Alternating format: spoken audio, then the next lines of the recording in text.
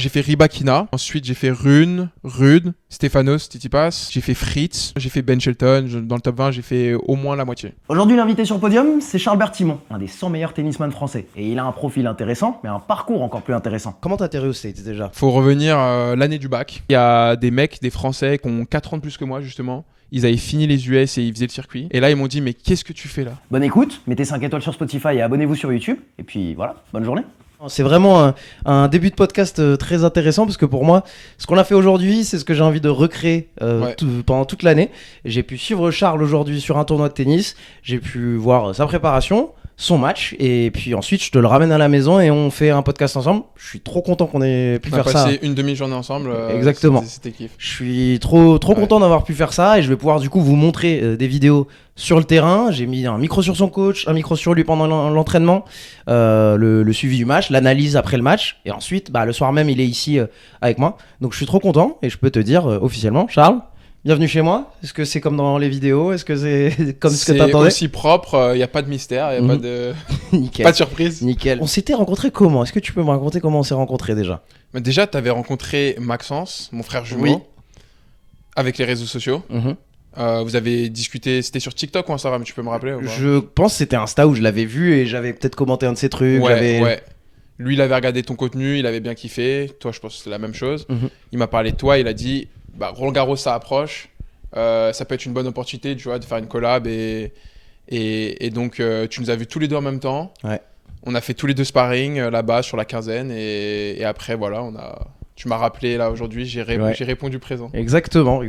Quand j'ai lancé le podcast, je me suis dit c'est grave un profil que j'ai envie d'avoir parce que tu fais du tennis mais pas que, vous avez plein de trucs à raconter toi et ton frère et puis c'est l'occasion et puis trop bien quoi, j'ai pu venir à un match voir ça en vrai. Ouais. C'est mon premier match d'un tournoi qui n'est pas Roland Garros, tu me fais découvrir le vrai tennis parce que c'était un tournoi professionnel mais oui. C'était pas Roland. Oui, voilà, c'est un tournoi professionnel mais moi je découvre ce que c'est que le vrai tennis pour 99% des tennisman et c'était grave stylé. Ouais. Donc bien cool. Bienvenue ici. Est-ce que tu peux me dire c'est quoi ton souvenir le plus vieux dans le tennis à toi? Plus vieux dans le tennis, c'est quand on a commencé avec mon frère. Ouais, excuse-moi. Quand j'ai commencé avec Max, tu vas rigoler, mais on a un parcours atypique parce que nous on a commencé par l'athlé. Donc le tennis n'était pas du tout prédestiné et tout. Mes parents ont fait de l'athlé, toute ma famille, mes frères et sœurs. Et ma maison, elle est au bord de Seine. Tes parents sont aussi des athlètes ou pas? Ils ont été athlètes de haut niveau, ouais. Ok, d'accord. Ouais.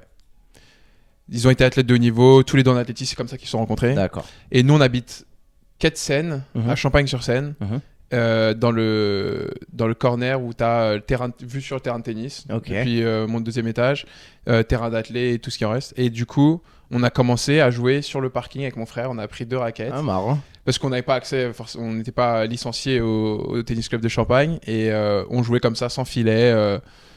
On apprenait comme ça. Un jour, on avait 2 raquettes et on s'est dit, allez, tennis, un nouveau sport. Marrant. Et donc voilà, moi c'est mes souvenirs les plus jeunes, donc ça ressemblait à du pas du paddle mais presque. Ouais, parce que c'était un peu à l'arrache dans un parking. Voilà, exactement. Ok. Donc rappelle-moi, à quel âge vous commencez? 10-11 ans. 10 ok, ans et demi. D'accord. Ouais, et voilà. tu faisais quoi comme discipline en athlétisme? À ce moment-là, t'es jeune, donc tu fais tout en fait. Exactement. On faisait du décathlon, enfin on avait 9 épreuves, 3 lancers, saut en hauteur, saut en longueur, des sprints, longue distance et tout. Ok. Nous on était assez complets partout. Donc on gagnait des compétitions. Bien. Mais c'est justement à l'âge où on devait se spécialiser, où on a commencé à diverger dans le tennis parce que ça je peux t'en parler après. Ouais, mais donc du coup question, quand t'es si jeune, t'avais déjà ambition d'être sportif pro ou pas? Parce que tes parents l'ont été. Ouais, je pense dans la culture, quand t'as 2 parents de haut niveau. Après moi mes parents, si je compare avec quand même d'autres parents, ils sont super cool, ils sont on a vraiment baigné dans le sport mais naturellement, tu vois, ils nous ont jamais forcé à faire du sport. Et c'est un peu dans la génétique, c'est dans l'ADN. Et du coup, sportif de haut niveau. À cet âge-là, je me dis pas je vais être sportif de niveau, je vais gagner tant et tout.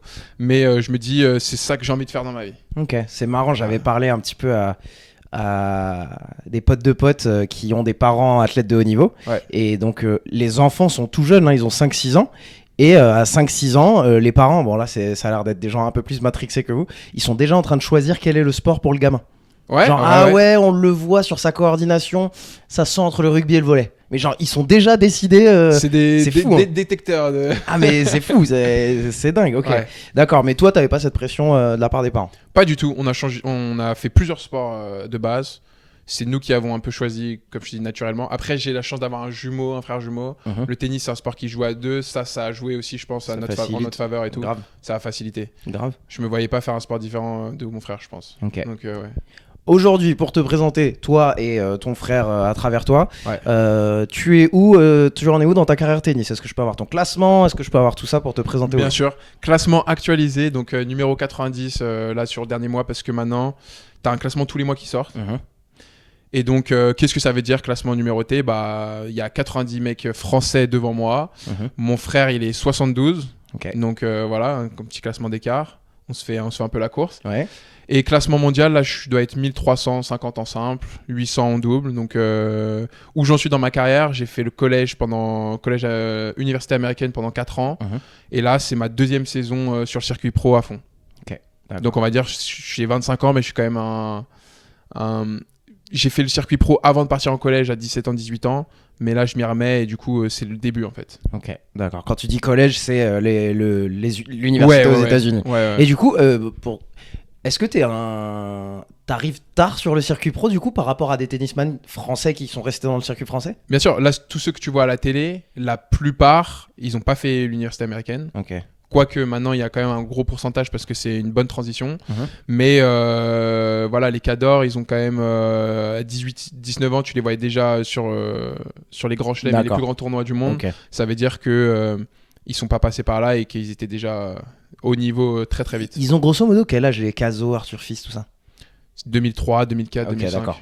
Plus jeunes que moi et ils envoient. Et toi, c'est ta deuxième année du coup en pro à peu près depuis que tu es revenu des États-Unis. Exactement. Exactement. D'accord. Mais le tennis, tu sais, c'est un parcours qui est différent pour tout le monde. Il n'y a pas de miracle, tu vois. Oui, les juniors, tu sais, tu as un circuit en junior où tu fais les grands chelems aussi, les meilleurs tournois du monde. T'as les marques qui viennent te sponsoriser et tout, mais il n'y a pas de prédilection et tu peux arriver sur le tard. T'as des mecs qui ont leur meilleur classement à 30 ans. Tu vois Gaël, mon fils, à 38 ans qui fait des trucs de fou. Donc sur ça, je me dis pas que je suis en retard. Ok. Et donc aujourd'hui, 1300 monde. Et qu'est-ce que tu fais à côté du tennis? Moi, j'aimerais, pour que les gens savent où on va dans cette discussion, pourquoi tu es là en particulier, à côté du tennis, tu fais autre chose? Ouais, bah, je fais plusieurs trucs à côté. Vas-y. Je suis pas que tennisman, j'ai pas envie de me ranger dans une case, tu vois. Et donc, je fais du mannequinat à côté. Mannequinat, ça fait très peu de temps aussi. On a commencé aux États-Unis où on s'est fait un petit peu. Les dents. Ouais, c'est ça. Dans les States, on s'est fait remarquer avec mon frère en tant que jumeau. Et à côté aussi les réseaux sociaux qui a bien pris depuis 1 an et demi, tout juste, et avec quoi on passe beaucoup de temps. Ok, d'accord. Donc tu fais ça, voilà, du mannequinat et à côté tu représentes des marques sur certains événements. Ça, créateur de contenu. Hein. Exactement. Donc les trois. On demande juste en précision dans le chat, tu as quel âge? Tu as 25? 25, je vais sur 26 cette année. Okay, voilà. D'accord, comme ça on a la précision. Et moi je voulais lancer tout un chapitre sur ta carrière un petit peu. Je veux savoir tout sur les États-Unis. C'est un peu atypique pour un tennisman français d'aller aux States. Un peu moins aujourd'hui, tu me l'as dit. Comment t'atterris aux States déjà? Et comment ça t'arrive cette idée? Comment j'atterris aux States? Faut revenir l'année du bac. Ok.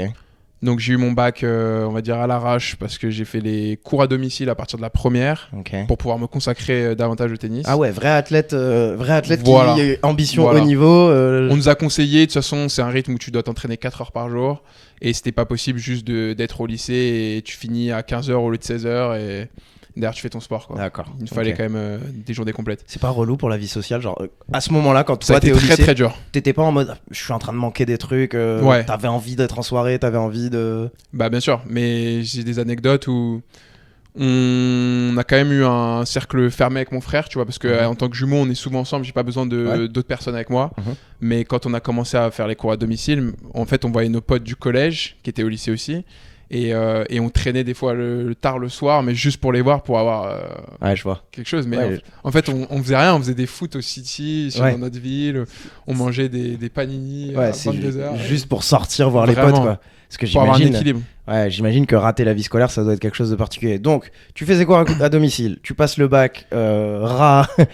ras du score, mais les USA, c'est arrivé pendant ton année terminale, tu t'es dit, tu commençais à penser à ça? C'est là où tu dois commencer à y penser parce que Mhm. normalement, tu es censé enchaîner. Mhm. Comment ça se fait? Il y a des universités, tu as des coachs américains, tu as des agents dans le monde qui viennent te parler, Ok, te présenter le truc. d'accord. Donc moi, ça s'est fait, mais j'ai décidé de faire le circuit pro parce que voilà, en France, c'était il y a 5 ans déjà, c'était un peu le choix à faire. Si Mhm. tu vas aux États-Unis, tu te tires une balle dans le pied, tu vas pas réussir. Et donc j'ai choisi de faire ça, mais on va dire à contre-cœur, c'est pas trop moi qui ai pris la décision, c'est un peu, je me suis fait un peu forcer par l'entourage, tu vois. Ok, Et quand je dis l'entourage, c'est pas les parents du tout, hein, c'est juste ma structure en France. ok.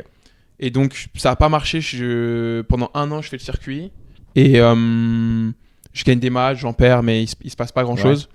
Et là, il y a des mecs, des Français qui ont 4 ans de plus que moi justement. Ils avaient fini les US et ils faisaient le circuit. Et ils reviennent. Et là, ils m'ont dit mais qu'est-ce que tu fais là? Qu'est-ce que tu fais là, mec? Ouais, c'est marrant. T'as un bon niveau, mais tu devrais aller aux US. Et donc, eux, ils avaient fait quelle fac, par exemple? Tu te rappelles peut-être leur fac ou... Ouais, ils avaient fait les meilleures facs. Hein. Ok. Ils avaient fait Wake Forest, Ok, Virginia, d'accord, Texas. d'accord. Et C'est ça, est-ce que je peux avoir un listing des facs les plus fortes en tennis aux States? C'est à peu près ça? tu vas dans chaque état des États-Unis. Ouais. Je pense que c'est bien réparti. T'as au moins une grosse fac. Ok, d'accord. Y a Et, pas, c'est pas comme au foot américain. Au foot américain, c'est vraiment les facs du Sud en particulier, quoi. Si, quand même. En fait, si tu reprends comme Mm. au football américain, les facs du Sud, c'est celles qui ont le plus d'argent. Ok. T'as quand même des bons. Académiquement, c'est pas mal. Ouais. Donc, ouais, c'est plus le Sud. D'accord. C'est quand même plus le Sud. Ok. Donc eux, ils reviennent après 4 ans aux States. Ils te disent, faut que tu y ailles. Ouais, je joue contre eux. Ils me disent voilà, tu joues bien, mais il y a 4 ans, j'étais comme toi. Et en gros, tu perds ton temps parce Toi, que. t'as pas bougé, quoi. Ouais, voilà. Ok. C'est ça. Donc je me suis fait un peu influencer, mais en fait, ça m'a rappelé à l'ordre et je me suis dit, ouais, je devrais aller aux États-Unis. Et moi, il me faut un cadre comme ça. J'étais quand même académique à la base. Mhm. Je voulais faire des études. Et du coup, c'était la solution parfaite. Trop bien. Et donc, Ouais. à ce moment-là, tu te dis, ok, je veux y aller. Tu le dis à ton frère. Je le dis à mon frère, ouais. Et c'est toi qui as attrapé ton frère. T'as dit, on se casse aux States. C'est ça. Mais ce que je t'ai pas dit, c'est que Maxence, lui, pareil comme moi, il avait fait les cours à domicile. Il avait pas eu son bac de justesse. Ah, d'accord. Donc, c'est là où il y a eu la séparation, 1 an de retard. Mhm. Du coup, moi, j'ai dû partir sans lui, ce qui n'était pas envisageable au départ. Ouais. Même pour mes parents, tu vois, ça faisait un peu bizarre. Mais je suis parti sans lui et au final, j'ai tellement vécu une bonne expérience le premier semestre que ça l'a fait envie de partir. Oui, et puis je pense que ça le conforte aussi. Ok, Ouais, bien sûr. t'as fait l'éclaireur. T'as fait l'éclaireur. Exactement. T'es allé valider le truc, vas-y, viens, c'est cool. Je suis allé dans un tunnel parce qu'en fait, tu vas aux États-Unis, on te présente, mais tu sais pas à quoi t'attendre. Et j'ai fait l'éclaireur. Et le truc, c'est que c'était la première fois que je me séparais de mon frère. Parce qu'on était tout le temps ensemble, Ah, ça doit être pas facile. H24, et c'était pas facile. Ouais, je comprends. Ok. C'était pas facile. Donc, premier semestre très challengeant, mais après, j'imagine Ouais. que ça t'a apporté beaucoup. Tu te sépares de ton frère, c'est très dur. C'est Mais ça. l'autre côté, c'est que ça a dû t'apporter pas mal. C'était dur, mais une fois que t'es là-bas, Ouais. t'as tellement de trucs à faire, t'es tellement occupé. T'as fini à quelle que- fac? J'ai fait la même fac du début jusqu'à la fin, Mhm. ce qui est rare parce que maintenant les transferts c'est super facile, tu Ouais. peux quand même changer. Et donc moi c'était Virginia Commonwealth University, VCU. Ok, Et d'accord. donc voilà. Ok. Fac. Et comment on est vu les tennisman français qui arrivent dans ce circuit là-bas? Comment ils sont vus par Ouais, les Américains? Par les Américains, ouais. Mais les Américains ils kiffent Ah ouais? à l'international, tu vois, la diversité. Mhm. Il y en a, ils sont un petit peu. Ils se disent attends, ils nous prennent nos opportunités, Mhm. mais la plupart ils nous accueillent franchement comme des princes. Mhm. Donc sur ça, j'ai que du positif à dire. Et ouais, français, il y a un petit côté. Ils aiment bien les Français, tu vois, Ouais. l'accent. Bien sûr. En France, tu vois, ils aiment bien le pays en général, donc très bien accepté. Ok. Donc toi, t'as fait 4 ans J'ai même 4 ans et demi. Avec le Covid, j'ai eu 1 an de plus. D'accord. Donc j'ai pu faire un master, Ok. Bien. ce qui était génial. Putain, génial. Ouais. Franchement. Alors on parlera de la précarité dans le tennis, on parlera de tout ça. Il y en a combien qui sortent de leur carrière tennis avec un master en poche? Je m'en sors bien. Bah oui, franchement, Ouais, non, tu vraiment. t'en sors trop bien. Et donc, moi, je veux continuer aux States un petit peu. Tu fais tes 4 ans dans la même fac, 4 ans et demi, comme tu m'as dit. Ouais. C'est quoi le premier choc culturel pour toi? Tu parlais anglais bien? T'étais bon en anglais? Non, alors d'ailleurs, je suis allé dans Et- une fac. Tu dois passer un test d'anglais. Moi, j'avais complètement raté le test d'anglais. Ah putain, c'est chaud. Tu sais, c'est le TOEFL Ouais, ouais. où tu dois faire de l'écrit, lire, Ouais. écouter des trucs et ensuite parler. Ouais, et je me rappelle le test du TOEFL là. Ouais. L'écoute au début, tu sais, les deux premières questions, facile. Mais c'est Ok. long. Et à la C'est fin, long. ton cerveau, il s'éteint. Moi, je sais pas si j'ai des problèmes pour ça, mais la concentration, en fait, Ah ouais. plus le stress, ça a fait que j'ai T'as complètement raté le j'ai test. complètement raté. Voilà. Et en plus, je me suis dit que tu pouvais le repasser 3 mois après. Ouais. Mais en fin de compte, j'étais en retard, donc c'était un seul test. J'ai eu d'ailleurs 44 sur 120, Ouais, ok. ce qui est un score pas terrible. Ce qui est pas fou, ouais. Donc du coup, je suis allé à la fac, mais je suis un bon élève, j'apprends vite.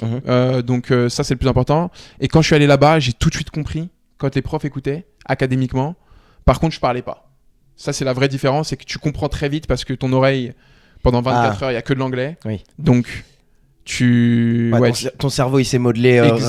rapidement. Mais par contre, t'avais pas cette compétence Pour d'intervenir. sortir, tu penses que t'es bilingue, tu te dis, je sais tout dire. En fait, t'arrives pas à sortir parce que en France, on pratique pas ça, tu vois. Ouais. Donc, tu regardes des films américains, tu comprends tout et en fait, tu sais rien dire. Ouais, je comprends. Donc ça met du temps, ça Je met capte. plus de temps. Ok, d'accord. Et sinon, niveau choc culturel, à part la langue, tu viens d'arriver, c'est quoi les premiers trucs qui t'ont choqué?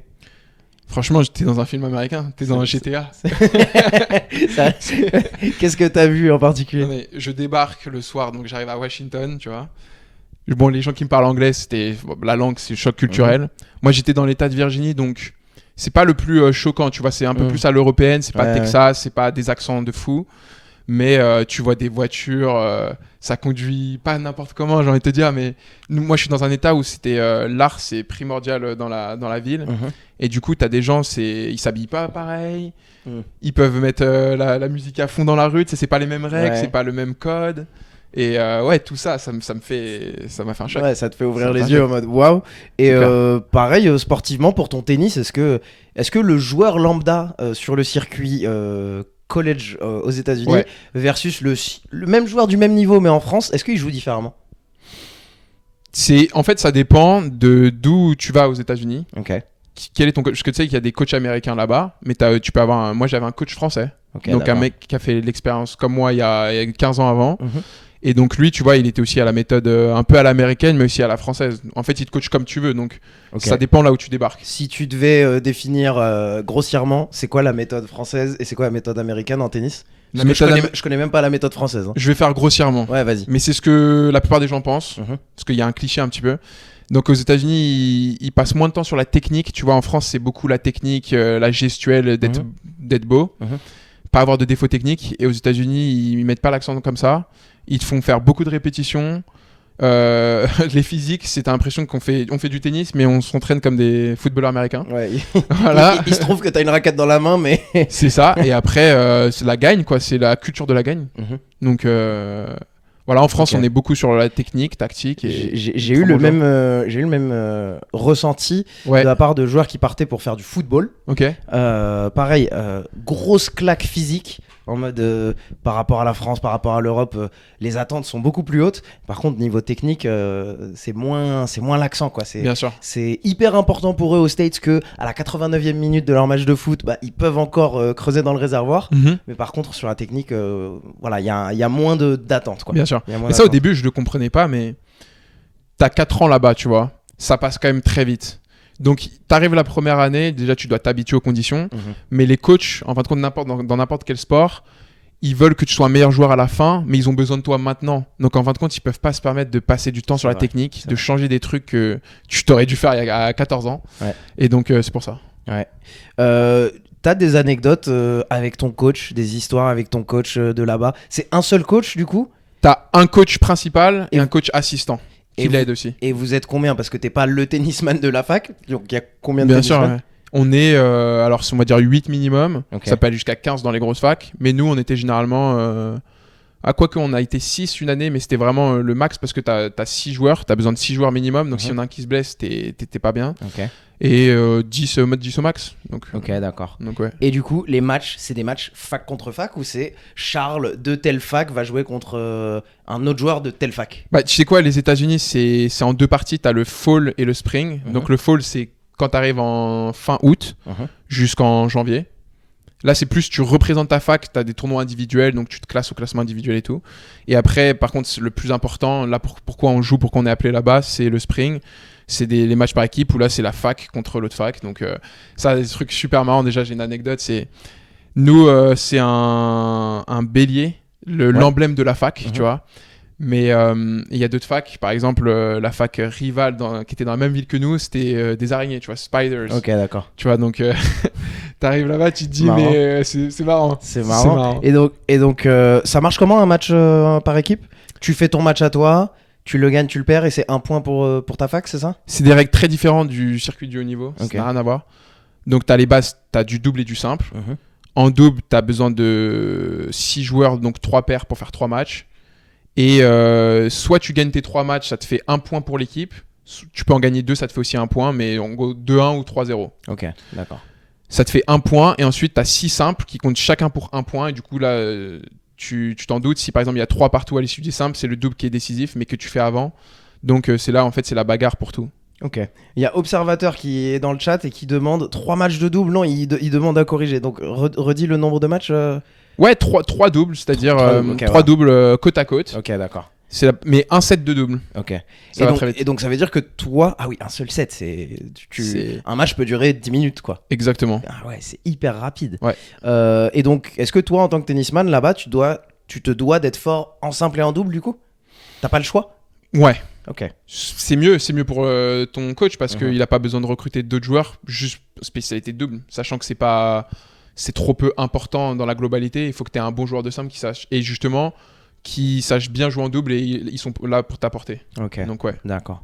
Donc t'as vécu expérience d'étudiant athlète. c'est ça. Mais t'allais venir par rapport à deux, trois trucs croustillants un petit peu. Ouais, bah c'est ça, moi. Bien sûr. C'est comme. Est-ce que c'est pareil que le foot US? Est-ce que vous êtes aussi bien lotis? Raconte-moi comment tu. Déjà, ma fac, c'est une caractéristique, il n'y a pas de foot US. Ok. C'est une très grosse fac, et c'est une des seules qui n'a pas de foot US. Mhm. Donc en fin de compte, le foot US c'est super important parce que économiquement c'est tout pour la fac. Ouais, c'est ça que j'allais Ouais. dire, c'est que dans toutes les autres facs, c'est le foot US ramène les sous et ça finance tout le reste des sports. Carrément, ouais, Grosso modo. exactement. Mais nous, le basket c'est quand même important, Ok. ça finance aussi. Ouais.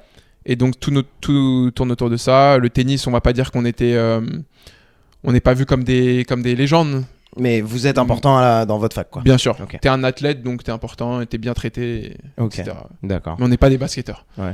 T'as des anecdotes avec ton coach, différences culturelles avec le coach, trucs que t'as découvert, des trucs que ton coach de là-bas t'a dit que Ouais. t'avais jamais vu un peu en France? Qu'est-ce qui t'a apporté ton Mais coach? moi, mon coach, j'espère qu'il regarde le chat, enfin qu'il regarde le live. Anthony Rossi, c'est un Français. Ouais. Donc je me suis entendu super bien avec lui dès le début. Ah, donc là-bas, t'avais un coach français. J'avais un coach français, et D'accord, mon ça. équipe, il a recruté beaucoup de Français. Ok, d'accord. Donc, C'est j'étais la en France en C'est fait. la colonie de vacances. J'ai capté. J'ai J'étais aux capté. États-Unis, mais j'étais en France en fait. Ok, d'accord. J'ai pas eu ce décalage. Ok. Et donc, un des premiers jours où j'arrive, j'avais pas un bon niveau d'anglais, on en a parlé. J'étais perdu, tu vois. Et le coach, bon, il se met à ta place, mais il est pas là pour t'aider, Bien sûr. pour te donner la main et tu vois, Ouais, il ouais, t'accompagne je en capte, cours, quoi. je capte. Tu dois te débrouiller un peu tout seul. Et donc, du coup, j'arrive au restaurant. Il avait fait un restaurant avec la team. Moi, j'étais arrivé en retard, je connaissais pas l'adresse et tout. C'était un truc sur le campus. Mhm. Et donc, il me passe la carte pour que je paye, tu vois, la carte de la team, Ouais. où il y a un budget dessus. Et il me dit, tu prends ce que tu veux, tu me ramèneras le ticket, et par contre, tu manges tout seul, nous, on a fini. Et donc, j'arrive au restaurant, je mange, et là, je connaissais pas les tips aux États-Unis. Ah, ouais, classique. Tu vois. Donc là, je reçois je reçois le total, Ouais. et je reçois un autre truc pour mettre le tip. Ouais. Et je mets rien, je mets 0, enfin je mets un trait, Ah oui. je barre. Sauf que, en fin de compte, c'était pour toute l'équipe, c'était pas que pour moi. Ah ouais, donc, Donc, en on a gros, fait- là, on a c'est fait une table 12 de 15, commandes. une table de 15 et t'as mis 0 de type. J'ai mis 0 type. Oh là là, mais là, Donc- t'aurais pu tuer un mec, ça aurait été moins grave. Voilà. T'aurais pu Pour- tuer un mec, c'est moins grave. Je ramène ça à mon coach, après je le revois, il m'a dit, alors t'as typé combien? 18%, 20%, tu vois, c'est ça un peu la règle là-bas. Parce que pour le serveur, c'est vraiment Ah son oui. salaire. Oui, c'est ça. Et moi je dis, mais c'est quoi un type? Je savais pas, j'ai rien mis, j'ai pas voulu faire de bêtises. Il m'a dit, on reviendra plus jamais. Oh putain, la dinguerie. Ouais. Oui, il faut jamais revenir, je pense, Ouais. vraiment. C'est mieux. Il t'empoisonne, je pense, là-bas. C'est ça. Oh là là. Ok, bon, bah, au Voilà. moins t'apprends. Hein. Bien T'apprends. sûr, t'apprends. C'est marrant, Tu feras plus l'erreur. C'est marrant les States parce que tout le monde a son anecdote avec les tips. Ouais. Tout le monde a son histoire Bien de sûr. on a ça avec les tips. Ok, donc bon, t'apprends ça le premier soir, j'imagine. Ouais. Bien, ok. Et lui, ça faisait longtemps qu'il était dans cette fac, genre c'est un ancien qui a été recruté là-bas ou il est venu avec toi Justement, il a. déjà tu passes rarement en tant que head coach, donc coach principal comme ça. C'est des étapes à suivre. Ouais, Tu vois, il faut j'imagine. de l'expérience, il faut être passé par assistant. Lui, il avait 28 ans quand il a eu ce poste, et du coup c'était sa deuxième ou troisième année, je crois, quand il m'a eu, donc il était tout nouveau. Franchement, j'ai vu la différence entre ma première année et la quatrième année. Tu vois, moi j'ai progressé, et lui en tant que coach, pareil. Stylé, c'est Donc cool. il était aussi nouveau dans le truc. Et C'est cool. C'était cool. Le chat, si vous avez des questions sur les US, on les prend maintenant. Ceux qui écoutent plus tard, bah, vous saurez qu'il faut venir sur les lives pour poser vos questions. On finit le chapitre US et après on pourra passer un peu à autre chose. Et Carrément. du coup, t'as pu un peu voyager partout à travers les US. C'était dur d'être étudiant athlète ou pas, en vrai? Genre les études étaient aménagées ou pas? Parce que j'entends toujours les légendes au foot américain, ils t'arrangent tout, ils te mettent le tuteur spécialisé, ceci, cela. Est-ce que c'est des légendes ou pas? C'est pas des mensonges. Ouais. C'est que tu dis j'ai une compétition, est-ce que je peux repasser l'examen la semaine prochaine? C'est bon. Oh là là, c'est les génial. tuteurs qui font tes devoirs à ta place ou qui, Oh là qui là. t'expliquent. Ouais, qui t'explique au point de tenir le crayon, Voilà. quoi. Incroyable. Donc non, c'est pas des mensonges, c'est vraiment ils font tout pour que tu réussisses. Alors bien sûr, faut que tu mettes du tien. Mhm. Nous, on a une période particulière parce qu'on a eu le Covid ma Ouais. deuxième année. Ouais. Tout est passé en ligne. Et du coup, tu avais même des applis en ligne pour t'aider, des trucs pour tricher. Ouais, j'imagine. Tout aménagé. Enfin, c'était vraiment. Je t'ai jamais demandé, tu finis avec un master quoi? Master en leadership Ok. dans le sport. Ok. Donc, c'est comme un MBA, ça ouvre pas mal de portes. Ok. C'est assez global. Et en bachelor, j'ai eu finance. Moi, j'avais pris D'accord. finance. Et ton frère, il a fait quoi? Il a un master, il a un bachelor, Ouais, il a quoi? il est venu un an après. Ok. Il est passé par une fac au début et après il m'a rejoint. Mhm. Donc les deux frères, deux jumeaux dans la même univ. Et du coup il a un bachelor en marketing. Ok. Voilà. Très bien. Bah cool. Qu'est-ce qu'on a à dire d'autre sur les States? T'as eu d'autres histoires Bah non mais tu à disais vivre franchement quand on est en saison, mais tu fais que des allers-retours. La voiture Oui, c'est que pour quand tu fais 2-3 heures de voiture, sinon tu prends l'avion. Mhm. Tu fais 20-25 trajets en 3 mois. Tu fais des hôtels monstrueux, tout est pris en charge. T'as besoin de rien. Ouais. Tu penses à rien en fait. Tu Ouais, penses juste c'est- à gagner ton match. Et non, bah une autre histoire que je peux te raconter. Donc ça s'est passé mon avant-dernière année, en 2022. Avec mon frère, on se qualifie parce qu'on fait une super bonne saison de double. On se qualifie pour le championnat NCAA, c'est le plus gros tournoi national où tu représentes ta fac, mais en individuel. D'accord. Et du coup, on fait un exploit quand même, Ouais. on peut le souligner, parce qu'on fait demi-finale. Ce qui avait Putain, jamais été c'est- fait dans la fac Ah oui, de c'est toute magnifique. l'histoire de la fac. Les deux frérots en double qui font En demi-finale. double, voilà. C'est cool. Ça C'est tuait. magnifique. On était avec nos deux coachs, on a passé une semaine de dingue. Vous finissiez contre qui en demi-finale? On perd contre une équipe, un Américain et un Canadien de Texas. Mhm. C'était les numéros 1 du pays et puis ils ont D'accord. fini. Ok. C'est eux qui ont gagné le championnat et ils ont eu wildcard pour l'US Open après. D'accord. Ah ouais. Donc c'était vraiment... Ah oui, d'accord. C'est balèze. C'était balèze. C'est balèze. Mais donc pour y revenir, on a quand même un trophée parce que même si on perd en demi-finale, on a été All-American, c'est vraiment un titre là-bas. Ah oui, oui, c'est balèze. T'es Ouais. all-américain en foot américain, je vois. J'ai la Voilà, ref. c'est un statut que tu as à vie. On a été aussi... voilà, on a fait demi, donc c'est, si tu dis Final Four, Mhm. tu vois. Ouais, c'est balèze. C'est balèze. Et du coup, on a un trophée qui vaut quand même pas mal, je pense. Et on arrive à l'aéroport au retour pour rentrer à la fac. Et en fait, on discute et tout, on mange. Et là, on n'a plus de trophée. On les a oubliés dans l'aéroport. Oh Donc là- la dinguerie. Là, aujourd'hui, il y a un mec chez lui, je pense, à côté de son canapé, qui a 2 trophées. Le trophée All-American Bertimont. Voilà. Mais non. En plus, je connais lui et son frère, on s'est capté 3 fois. Vous avez totalement l'énergie de gars qui oublierait un trophée.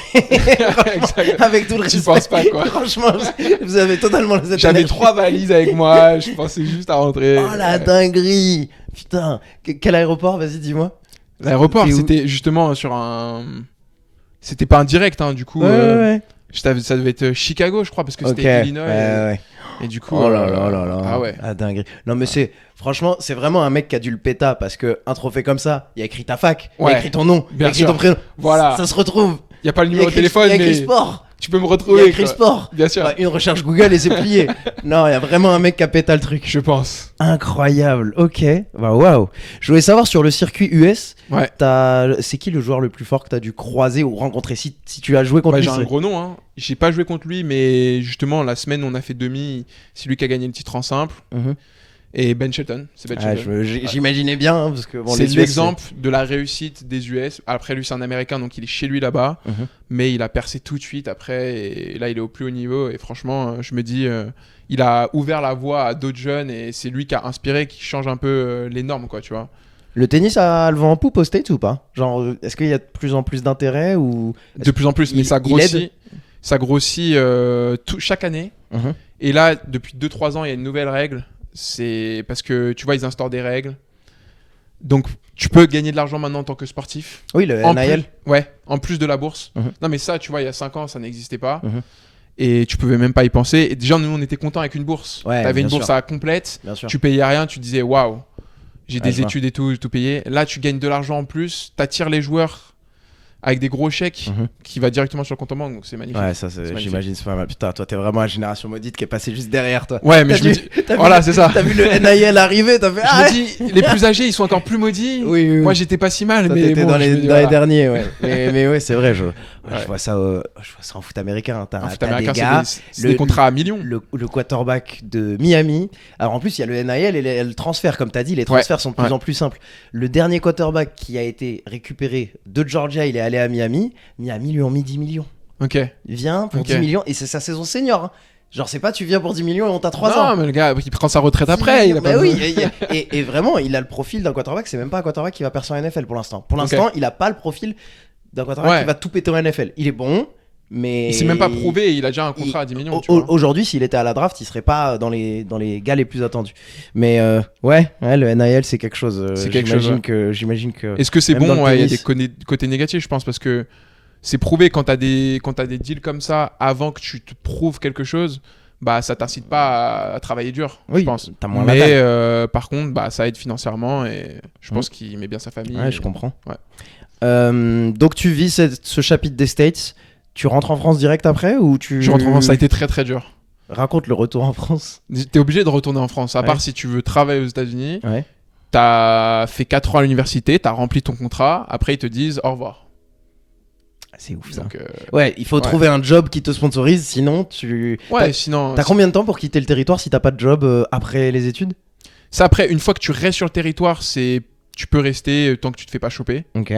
Mais si tu repars en France et que tu veux retourner aux États-Unis, ils te disent mais t'as plus ton visa étudiant. Ah ouais, c'est chaud. Qui tu es t'as passé 5 ans sur notre territoire, je savais pas. Ah ouais, les États-Unis, c'est vraiment ton ex qui t'efface de sa mémoire quoi. Du jour au lendemain, t'es qui? C'est une belle métaphore ce que tu m'as trouvé. Bah ouais, exactement. C'est un peu ça. Je l'ai vécu comme une rupture. Comme une rupture. Une rupture où ça se passe mieux de son côté que du tien. ça nous parle là, il y a des émotions qui sortent. Ok, putain, je savais pas, c'est ouf. Ouais, donc voilà. Okay. Je suis retourné en France. Après, tu retournes l'été, tu revois ta famille, c'est super. Oui. Je voulais déjà repartir après 2 mois. Mais ouais, ça fait déjà 1 an et demi, 2 ans que je suis en France. Ça se passe bien. Je fais le circuit. Je retourne de temps en temps aux States, mais en tant que touriste. Ouais. Et du coup, ouais, je fais des tournois partout dans le monde. Donc, pendant ta carrière universitaire, t'avais déjà commencé à être modèle? Ou c'était ma dernière année aux États-Unis où je me suis intéressé. J'ai rencontré des bonnes personnes au bon moment. C'est souvent comme ça dans le mannequinat. Bien sûr. Et du coup, ça m'a incité à passer en France. Mais c'est pas les mêmes exigences en France, pas trop les mêmes règles. Ça veut dire quoi? Parce que je connais pas du tout ce monde. Ouais, bah dans le mannequinat, il faut avoir le look et tout, la personnalité. Mais ça veut pas dire que tu vas réussir à un endroit et que tu vas réussir dans l'autre, tu vois. Donc aux États-Unis, ils étaient attirés parce qu'on était jumeaux, sportifs, tu vois, qu'on avait une bonne personnalité, on s'habillait bien et tout. Mais en France, tu vois, peut-être que les physiques, c'est un peu plus, comme tu vois, un peu plus grand, fin, atypique. Moins athlétique, en effet. Exactement. On rentre moins dans les critères. C'est vrai que pour des modèles, je vous vois, les gars, vous êtes balèzes. Voilà. Par rapport à... c'est pas ce que tu vois sur les runways. Ouais. Là où aux States, ils les aiment bien. Exactement. Ils sont un petit peu plus clients. Mais du coup, c'est pour ça que tu m'as dit que ton activité mannequinat, il y en a pas mal aux States. Tu retournes un petit peu là-bas ouais, pour en faire. Bien sûr. Ok, d'accord. Bah écoute, donc retour en France et tu démarres sur le... Tu te dis, bah let's go, je suis tennisman, c'est parti, je démarre. Mais là, j'ai même envie de te parler du 3e axe un peu réseaux sociaux. Ouais.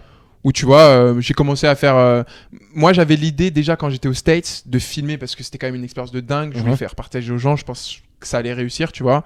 Mais j'avais pas forcément quelqu'un pour m'aider, j'avais pas un studio comme toi, une caméra, quoi faire, tu vois. Et du coup, j'ai laissé un peu tomber, ce qui est dommage. Je pense que c'est un regret que j'ai. Mais je retourne voir mon cousin qui habite à Londres, qui est coach de tennis. Il y a un coach à Londres, tu vois, juste à côté de Wimbledon, qui est magnifique. Et personne joue sur un terrain en gazon synthétique central, vu sur le club. Et là, avec Maxence, on se filme, on fait une vidéo, on la met en ligne, et là, ça perce tout de suite. Genre, ça perce, on parle de millions de vues, on parle dès la première vidéo, millions de vues. Ah là là là là. Et ton compte qui se fait submerger de messages, tu passes d'abonnés, de 1000 abonnés chaque semaine, et tu vois le potentiel, quoi. Ouais. Et du coup, voilà, le troisième élément, et on commence à faire des vidéos comme ça fait 1 an et demi aussi, donc Putain, dès qu'on est rentré des States. Stylé. Ouais, mais t'avais la vision, il fallait juste que tu te cherches. C'est ça. Ouais. Moi, mon expérience, c'est j'ai commencé les vidéos, j'avais fait un échange aux Philippines et je reviens de 12 mois aux Philippines et je me dis putain, j'ai pas fait une vidéo alors que j'avais envie de le faire, tu vois. Ouais. Comme toi, t'avais envie de le faire et tu l'as pas fait. Je suis allé aux Philippines, je fais putain. Et donc l'année d'après, je suis parti au Mexique, j'ai fait là, j'y vais, je vais capitaliser, tu vois. Et je pense que pareil, il faut monter cette frustration, cette envie, ce truc. Bien t'étais sûr. juste pas prêt quand t'étais aux States. Ouais. Ça aurait été bien, mais c'est pas bien grave, tu vois. Je suis content d'avoir commencé, tu vois, comme toi. Il fallait commencer. Il fallait au moins avoir l'étincelle de vas-y, j'ai envie de partager quelque chose. C'est ça. Ouais. Donc, mais comme toi, il y a très peu de gens qui vont te pousser à le faire, tu vois, parce que c'est un chemin que très peu de gens prennent. Et c'est pas que c'est mal vu, mais on va pas t'inciter à faire des vidéos, on va pas te dire ah, tu devrais faire ça. C'est à toi-même de dire ok, j'ai un côté créatif, je vois, j'ai une vision, je vais réaliser ça. Et donc ouais, t'as commencé ça. Donc retour en France, on démarre le circuit pro en France. On démarre le circuit pro en France. Ok. Avec mon frère jumeau. Ça ressemble à quoi? Est-ce qu'il y a un choc culturel du retour sportivement ou pas? Ah oui. Parce que bah t'es plus dans les enceintes, t'es plus dans les infrastructures, t'as pas l'avion, t'as pas le. Raconte, c'est comment le premier tournoi? J'ai plus 3 coachs avec moi comme ça. Raconte le premier tournoi, tu dois y aller, c'est tes raquettes. Mais je vais te raconter parce que je m'en souviens encore. Je repars en France parce que pendant que j'étais au stage, je revenais en France chaque été, je faisais des tournois français, il n'y avait pas de problème. Je savais que j'allais repartir. Mais là, quand je me dis que c'est fini, je fais mon premier tournoi professionnel. Je joue à l'intérieur, il pleut en France, je me souviens encore. Je joue un mec pas trop mal, mais tu vois, je reviens dans les qualifs, j'ai plus de classement. Et il fait froid, je me sens pas bien tennistiquement. Et pendant le match, je me dis, mais qu'est-ce que je fais là? Ah oui, mais tu vois. Et quand t'as une pensée comme ça, bon. Ah, la baffe de la réalité, quoi. Non, vraiment. Et je me dis, mais est-ce que c'est vraiment ça que j'ai envie de faire? Est-ce que je suis prêt à faire les sacrifices, à revenir de zéro? Et du coup, c'est ça qui a été dur. T'as pas ton équipe qui t'encourage, qui est là jusqu'au dernier point. Ça a été très dur pour moi. Et du coup, en fin de compte, j'en ai tellement profité là-bas que je me suis pas dit ça va être quoi les conséquences, et du coup je l'ai mal vécu. Ouais, je capte. Je l'ai mal vécu. Ouais, je capte. J'imagine le retour, il doit être terrible. Ouais. Et du coup, t'es classé quand tu reviens des States, ou enfin il y a un classement, le classement des States. Alors maintenant, quand t'es très bien classé aux States, ça compte pas du tout comme un classement pro. Par contre, ils veulent t'amener au plus haut niveau parce que c'est bien représenté. Et du coup, ils te donnent des invitations, comme là j'ai eu au tournoi aujourd'hui, sur des challengers, sur des futurs, pour te donner accès plus facilement. Okay. Mais si tu fais pas de tournoi pro pendant les States, bah t'es un joueur, t'es tout le monde là-bas. Enfin, t'es le plus gros joueur là-bas, mais t'es personne sur le circuit. Ouais, il faut reprouver ici. Exactement. Okay. Ouais. J'ai envie de parler de 1000 trucs différents avec cette réponse, donc écoute, je vais aller. On va parler de sous. J'ai envie de parler d'argent là. Okay. J'ai envie de parler d'argent sur les tournois comme ça là. Regarde, aujourd'hui, t'as vécu un tournoi à 30 000 euros. Ouais, voilà, 30 000 $, c'est la dotation du tournoi. Ok, c'est la dotation du tournoi. Déjà, tu m'as dit ça. Je croyais que c'était ce que gagne le gagnant. Le vainqueur. C'est pas ça. Ça aurait été beau. Parce que c'est la dotation du tournoi. Donc tous les joueurs, que ce soit simple et double, ça c'est 30 000 € pour le tournoi. Cumulé pour tout le monde. Exactement. Donc c'est le gagnant, le deuxième, le double, le ceci, le tous ceux qui ont perdu au premier tour. Voilà. Et du coup, on partage exactement. le prize. Ouais. Donc toi, aujourd'hui, on est un petit peu triste de le dire, mais bon, il n'y a pas eu la victoire aujourd'hui. Non, j'ai perdu au premier tour. Donc tu vas recevoir un virement de... Je sais pas exactement, parce que déjà, j'ai pas pris mon enveloppe, parce que je sais que je vais revenir demain, j'ai le double. Mais ça va être entre 200 et 250 au premier tour, je pense. D'accord. Okay. Ouais. Et donc, parlons de l'économie d'un tennisman de ton niveau, genre top 1000, mais pas top 100. C'est ça. Comment ça se passe tu dois te financer, vous êtes limite une entreprise, vous-même. T'es un entrepreneur, en Ouais. fait. Tu le sais pas, mais c'est toi qui gères tout. Donc, ok, imaginons que je vire tout ce que tu fais, mannequinat, réseaux sociaux, nanana, je parle Ouais. que au tennisman. Elle ressemble à quoi ta boîte? Enfin, c'est quoi ton entreprise? Tu dois investir sur toi-même, du coup? Bien sûr. Avec ce que t'as. Raconte-moi. Bon, déjà, moi, je me suis dit, j'ai pas envie d'être dépendant de mes parents, Mhm. parce que sachant qu'ils ont déjà ils ont fait beaucoup de sacrifices depuis que j'ai commencé le tennis. Mhm. Avec mon frère, en plus, ça fait deux... Oui, ça fait deux bouches. ouais, exactement. Et du coup, j'ai envie d'utiliser le moins possible mes parents et leur prouver que je peux me débrouiller tout seul, tu vois. Mhm. Donc, bien sûr qu'ils m'aident, ils font des trajets avec moi, financièrement, si j'ai besoin, ils seront toujours Mhm. là. Mais j'ai fait des bons choix, on va dire, pendant les States avec ma bourse. Ouais. J'ai pu mettre de l'argent de côté, donc ça Bien. aide. C'est cool. Et parce que sans ça, ce serait dur en fait. Mhm. Tu fais, par rapport à ton budget que tu as Ouais. dans l'année, tu fais des choix. Donc, soit pendant le tournoi, tu as un hôtel 3 étoiles, soit tu prends le truc le plus bas prix. Ou il y en a qui dorment sur le canapé d'un pote. Ouais, tu dors par terre Ah ouais. dans la rue. Ok.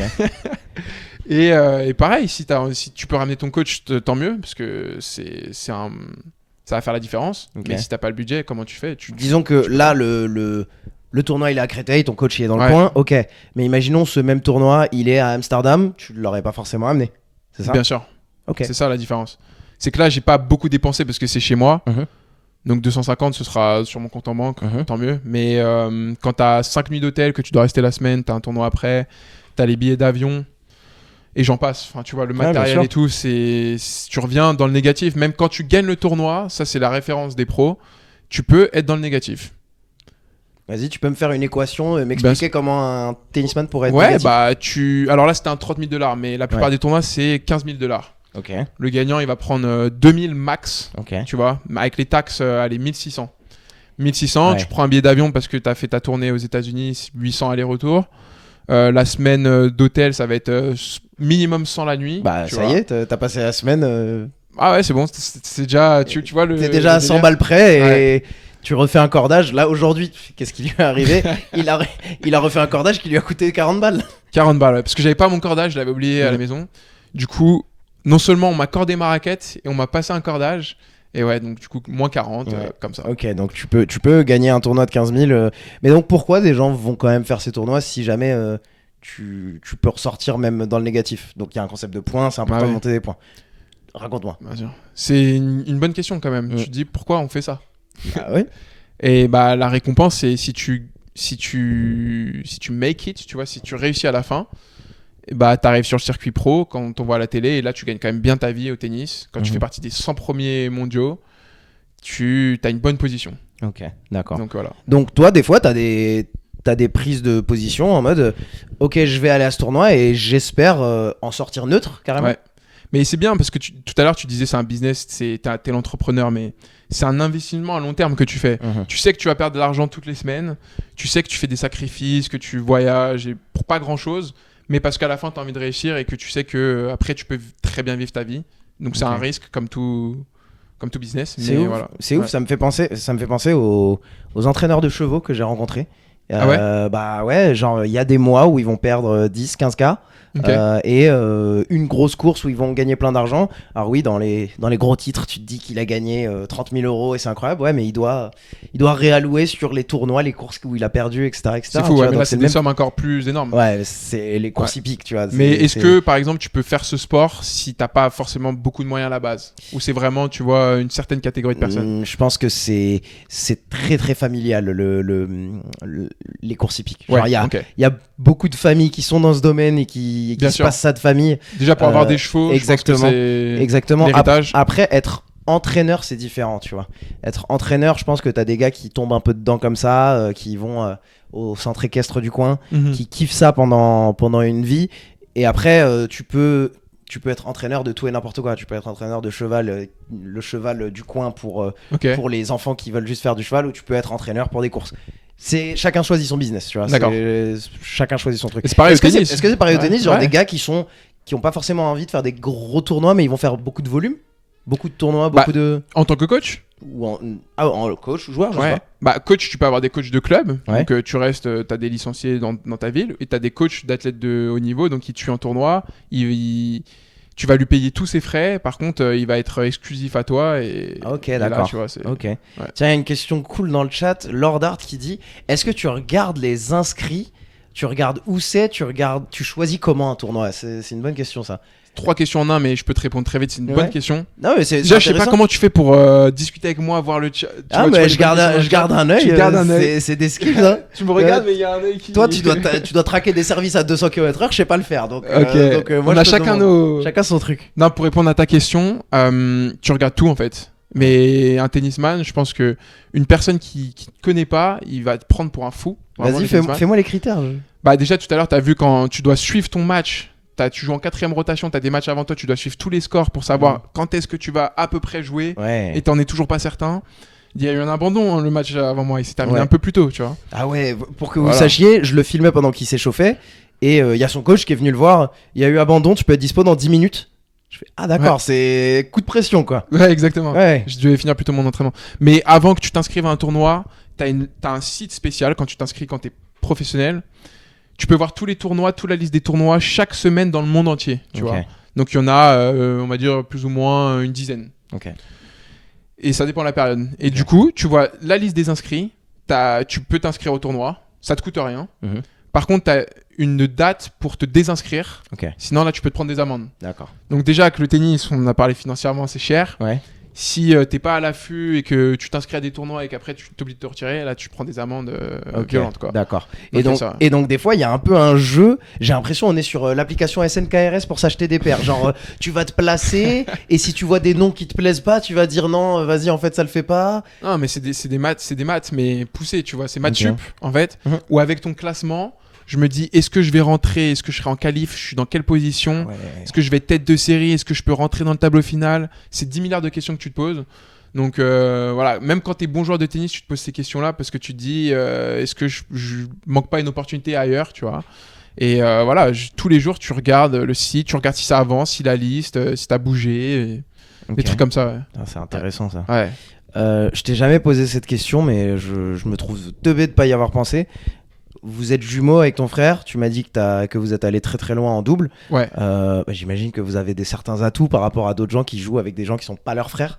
Vous êtes meilleur en double que le tennisman lambda à votre niveau, à votre classement. Imaginons je vous aligne toi et lui contre des gars qui sont à peu près classés pareil mais qui ont moins l'habitude de jouer. Tu connais les Bryan Brothers ou pas? J'avais vu à Roland Garros, il y a deux gars qui roulent un peu là sur la compète, non? Ouais, alors ils ont arrêté. Mais du coup, ils ont, pendant, je sais pas, 15-20 ans, frères jumeaux aussi, américains, ils ont gagné des titres de Grand Chelem. C'était eux les meilleurs paires de double, tu vois. D'accord. Et forcément, ils avaient un avantage. Avec Maxence, là, pour l'instant, on est une bonne paire de deux parce qu'on communique beaucoup. J'ai pas besoin, moi je lis dans ses pensées, j'ai pas besoin de savoir, il sait où je sers déjà, tu vois. Pas besoin de faire des signes à la main. Mais non, c'est marrant, on a une bonne communication. Par contre, on peut s'embrouiller sur le terrain, ça arrive aussi. Ouais, j'imagine. Alors que quand t'es avec ton pote et tout, ça arrive moins. C'est pas pareil, ouais, je comprends. Donc il y a ça à gérer, mais ouais, en règle générale, tu vois, on se connaît tellement par cœur qu'en fin de compte, les choix, je les connais et du coup, c'est comme si on était une personne, quoi. Et du coup, il y a l'économie aussi de faire un tournoi en double. Parce que avec ton frère, l'argent se divise entre deux. Est-ce que quand vous vous inscrivez du coup en simple, vous tapez dans la main en mode vas-y, va t'inscrire en simple, comme ça on fait le double aussi, ça optimise un petit peu les déplacements et tout? Bien sûr. Mais la plupart des joueurs, il faut dire qu'en double, tu gagnes beaucoup moins ta vie qu'en simple. D'accord. Tu gagnes même pas du tout. Et du coup, il y a beaucoup de joueurs qui perdent en simple, ils ont un tournoi de double, ils vont pas se donner à fond parce que ils vont pas rester une semaine de plus juste pour un... Ah oui, parce qu'en gros, tu peux te coûter une semaine d'hôtel. Bien sûr, exactement. Une semaine d'hôtel juste t'as qu'une envie, c'est de rentrer, quoi. Juste parce que tu perds sans double, ouais. Voilà. Ah oui. Ah ouais, c'est conflictuel comme relation. C'est pour ça que moi je me mets avec Max parce que je sais qu'il va se donner tout le temps à fond. Mais tu peux arriver avec un joueur et il se dit je vais me mettre avec toi en double, et en fait tu sais qu'il va pas se donner à fond, quoi. Ouais, oh là, terrible. Ok, d'accord. On demande dans le chat c'est quoi la fréquence des tournois? J'imagine il y en a tout le temps. Enfin, si tu veux jouer toute l'année, tu peux presque jouer toute l'année. Exactement. Mais là, pour répondre encore, c'est toi ton propre entrepreneur et du coup, si t'as envie de jouer 20 tournois dans l'année, tu joues 20 tournois. Si t'as envie de jouer 30, tant que t'es pas blessé. C'est toi qui te fais vraiment ton emploi du temps. Donc, il y a 52 semaines dans l'année. Je dirais qu'un bon rythme, c'est 30 semaines. Tu vois. Donc, déjà, ça te prend plus de la moitié de l'année. Ok. Donc, ouais. Et tiens, je suis chaud de parler un petit peu de se préparer pour les saisons, parce que j'ai capté qu'il y a la saison terre battue, il y a la saison sur pelouse, il y a la saison indoor. Comment on se prépare de l'un à l'autre? C'est juste avoir le feeling de la texture? C'est juste ça? Moi, je peux te répondre, mais toi, ce que tu parles, c'est vraiment pour les pros que tu vois à la télé. Eux, ils ont des tournois, les meilleurs tournois du monde. C'est des tournois, ils sont obligés de s'inscrire. C'est le calendrier de l'année. D'accord. Et là, tu passes tournée australienne, tournée américaine, après l'Europe, où c'est plus sur terre battue, ainsi de suite. Ce qu'on entend à la télé ne s'applique pas à 90% des tennisman dans le monde. Voilà, c'est-à-dire que moi, là, aujourd'hui, j'ai joué sur dur à Créteil. J'aurais pu jouer sur terre en Inde. Tu vois. D'accord, ok, il n'y a pas de saison. Voilà, pour moi, il n'y a pas de saison. Maintenant, pour répondre à ta question, parce que je connais un peu la réponse, c'était quoi déjà?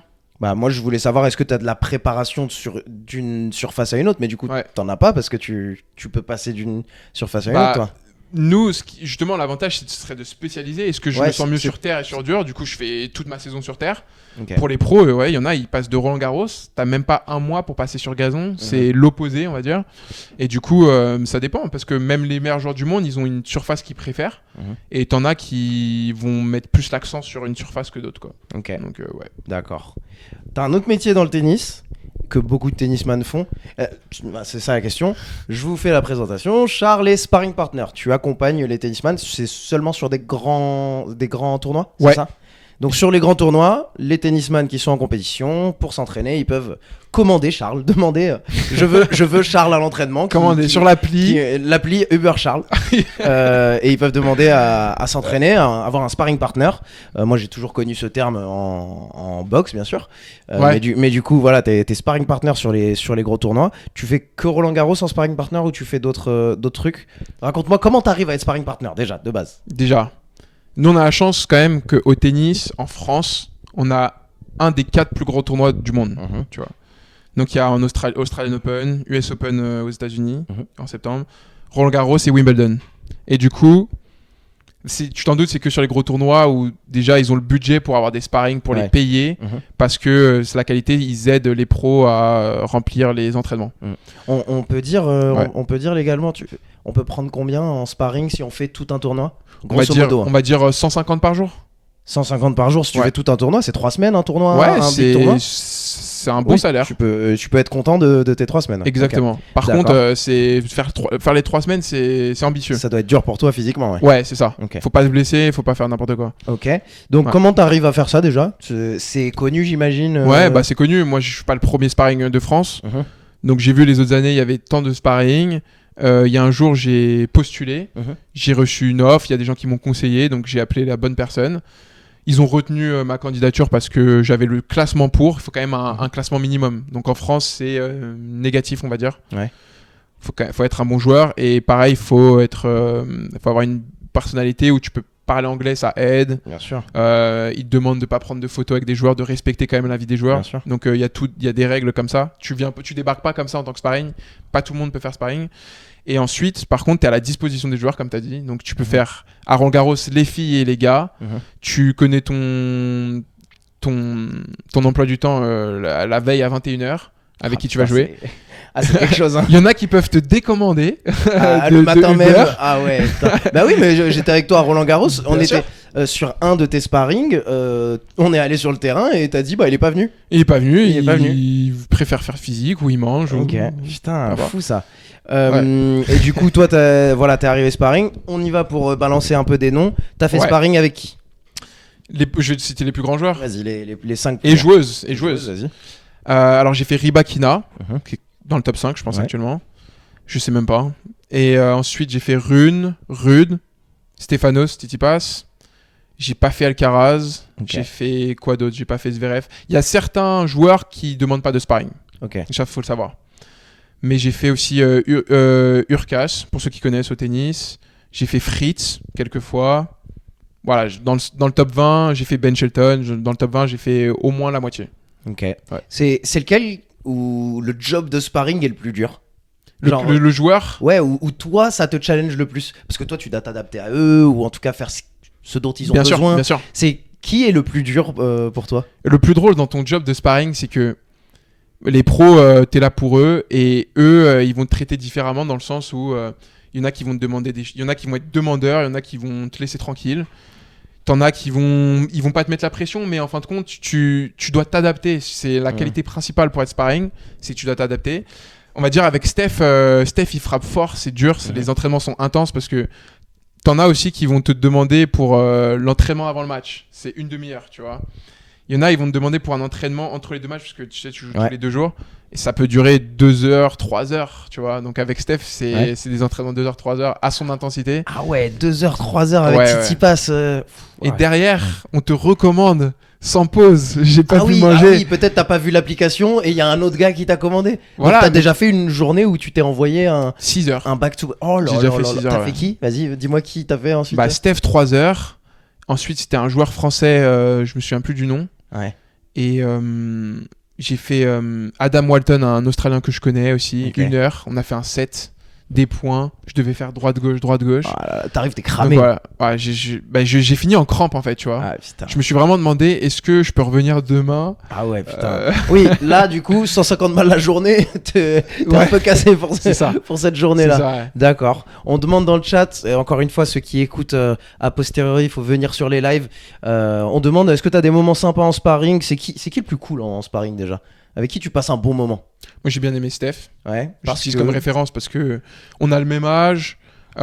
Lui, même si c'est le tournoi le plus important de l'année, il est concentré, mais il est décontracté. Okay. Tu sens qu'il est confiant et tout. Ça doit être quelque chose. Alors, je sais pas s'il prend des sparring, mais être sparring pour Djokovic, mais par pitié, je veux pas le faire, quoi. Je reçois la notification que c'est moi le sparring de Djoko. Jamais, je le fais pas. Si t'es pas prêt si tu vas donner le meilleur de toi-même, mais si t'es pas prêt à encaisser la charge de travail Ah non, mais c'est pas la charge de travail. Tu m'envoies Alcaraz, je suis ok. Mais Djoko, dans ma tête, moi je le fais pas. C'est dur. Dur. Et donc vas-y, raconte-moi, t'as des histoires avec Tsitsipas en particulier? Ouais, bah. Des trucs, que ça soit sur Roland Garros ou autre chose. Alors en tant que sparring, ouais, j'ai des histoires, j'ai des anecdotes en tant que sparring. Bien sûr, bah il a demandé 2 sparring, tu vois, parce que il jouait Alcaraz et fallait là il voulait 2 sparring. Il voulait envoyer droite gauche, qu'il puisse trouver son rythme et tout. Et en fin de compte, bah t'as un sparring qui avait pas. En fait, il revenait d'un déjeuner. Il avait pas mis une énorme intensité, je pense. Et du coup, il a dit en fait, Charles, j'ai besoin que de toi. Je vais te faire courir et il a dit j'ai plus besoin de toi. Ah putain, il a viré l'autre. Il a viré l'autre, ouais. Il a viré l'autre. Il l'a pas pris personnellement, mais. Oui, non, je comprends. Ouais. Je comprends, ok. C'est ça. D'accord. Et du coup, est-ce que parmi tous les sparring, il y en a avec qui t'as créé une relation un peu vite fait? Ouais, bah il y a lui, Paola Badoza, du coup c'est sa copine. Elle avait perdu tôt dans le tournoi, mais elle était restée dans le tournoi. Elle préparait d'ailleurs saison sur gazon et je me suis entraîné plusieurs fois avec elle, je me suis bien entendu. Après, je m'entends vraiment avec tous les pros, mais comme je t'ai dit, il y en a qui gardent un peu pour eux et qui sont concentrés dans le tournoi, je comprends, tu vois. Oui, c'est une relation professionnelle bien aussi. Sûr. Il y en a qui vont garder ça à distance. Ok, d'accord. Et est-ce que ça ressemble un peu au golf? Comme, tu vois, il y a des golfeurs qui sont milieu de tableau, qui sont golfeurs comme 90% des golfeurs, et du coup, ils sont obligés d'être prof de golf à côté pour en vivre, en fait. T'as des gars qui vivent du sparring? Et qui veulent faire circuit pro? Je sais pas, en tout cas, est-ce que voilà, il y a des gars qui... Le sparring, c'est la majeure partie de leur revenu, je sais pas? Non. Non? Ok, d'accord. Ah, après, non, si, c'est une bonne question. Sparring pour l'événement, forcément, c'est que des événements dans l'année. Ah oui, tu m'as dit que mais t'as des sparring perso, où ça, il y a vraiment les meilleurs joueurs du monde, ils ont le budget pour avoir un sparring toute l'année. Tu peux être sparring de la meilleure joueuse de tennis au monde. Et là, du coup, tu vis bien ta vie, c'est ton job principal. Tu fais partie de son staff, quoi. Exactement, tu voyages avec elle. D'accord. Oui. Sparring, c'est que sur les gros événements, donc tu fais pas ça toute l'année, j'imagine. Ouais. Ok, d'accord. Et j'imagine, du coup, des trucs comme ça, comme Roland Garros et tout. Opportunité, c'est le mannequinat est un petit peu aidé pendant ces grands événements, c'est ça? Ouais, bien sûr. Okay. Ils font des campagnes, mais même avant l'événement, justement. Et après, tu profites et tu peux avoir ton nom, enfin ta photo pendant l'événement, pour travailler pour les marques, voilà, et toutes les marques de tennis, de raquettes et tout qui mettent le paquet, quoi. Ok, d'accord.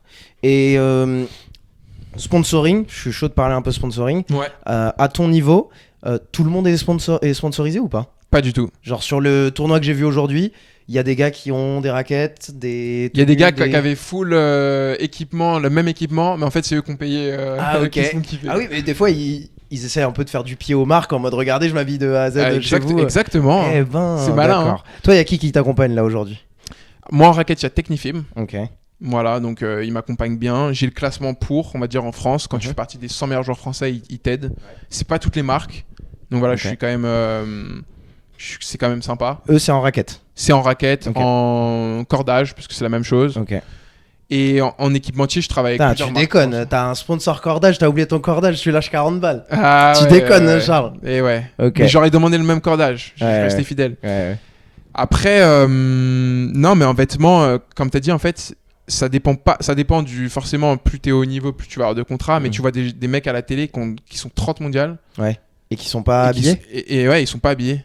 Ah ouais, Parce sérieux? que les marques, c'est par rapport à ce que tu dégages. Tu Ouais, vois. t'as bankability quoi. Exactement. Ok, mais d'accord. ça marche dans tous les sports. De toute façon, Oui, oui, bien sûr. Ouais. Putain, L'image que c'est tu ouf. renvoies, ta personnalité, ce que tu reflètes sur les réseaux, Mhm. tout ça, ça a un impact. Et les marques, elles sont attirées par ça parce que c'est ce qui vend. Et c'est. Ok. Ouais.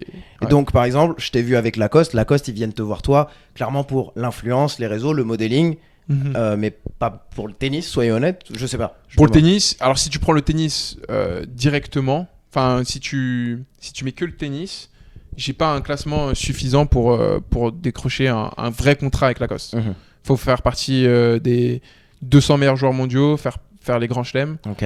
et parce que c'est quand même une marque prestigieuse. Ouais. Voilà. Donc ouais, Disons que toi et eux, c'est un tout.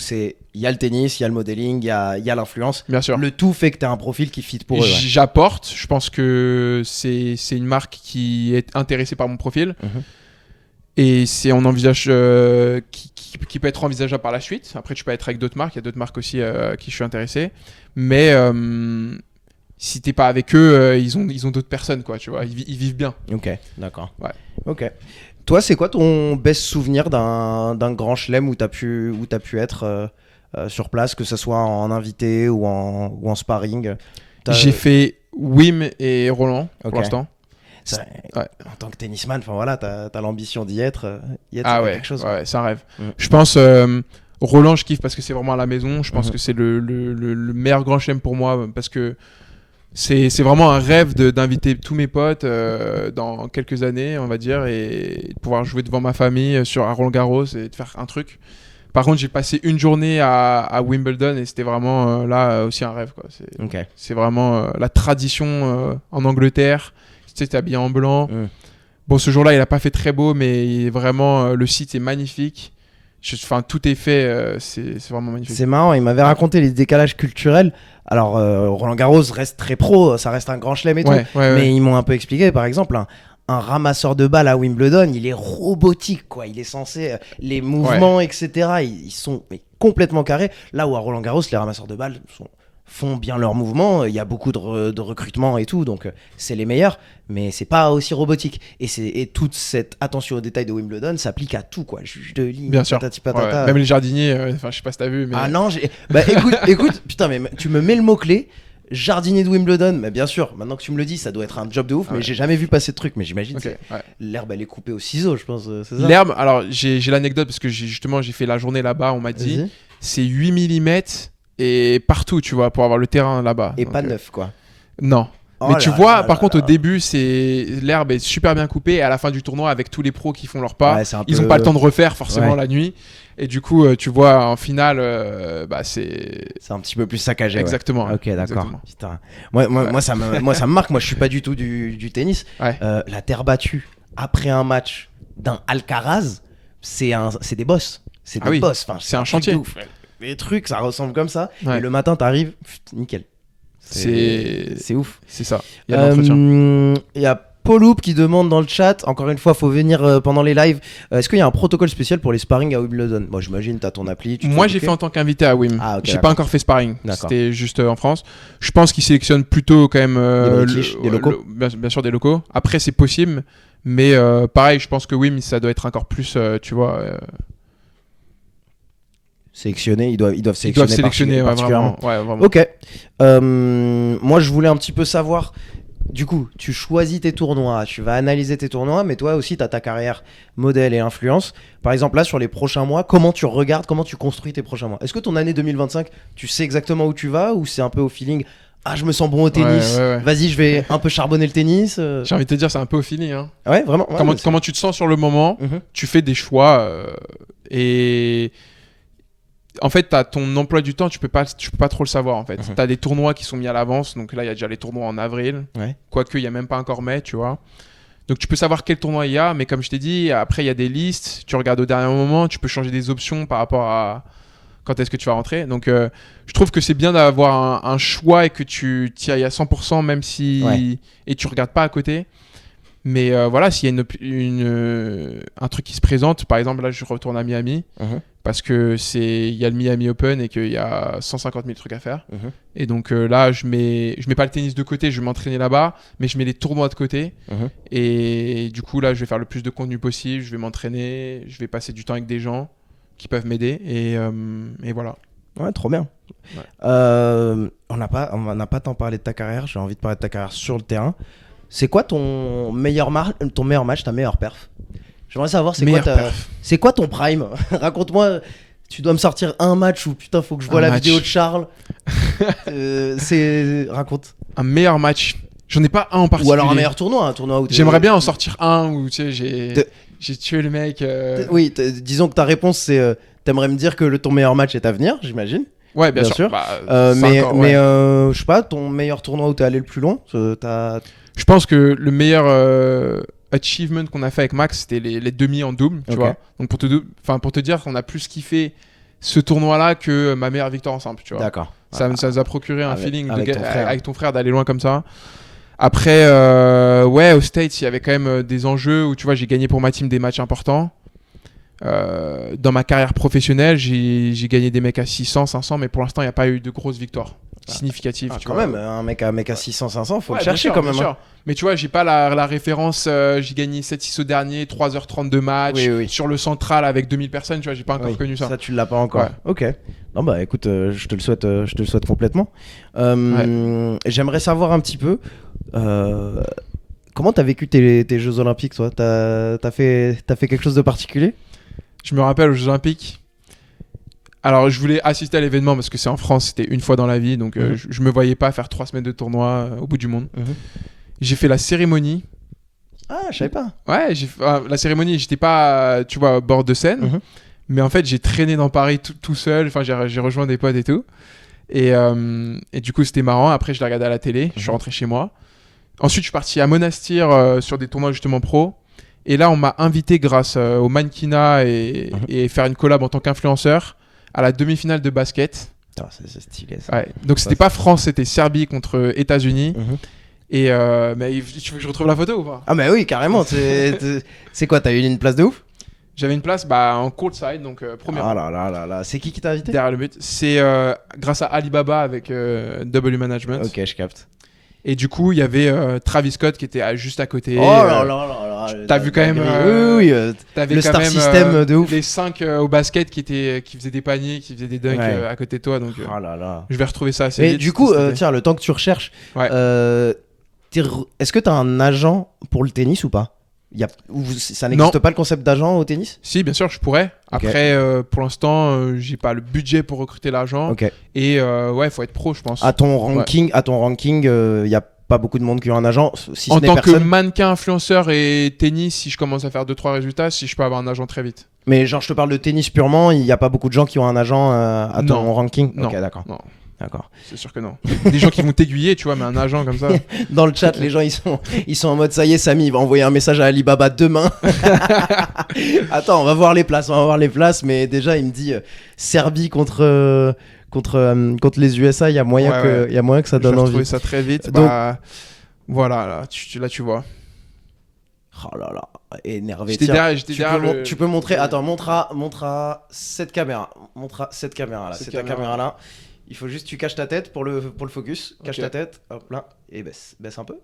Regardez-moi ça.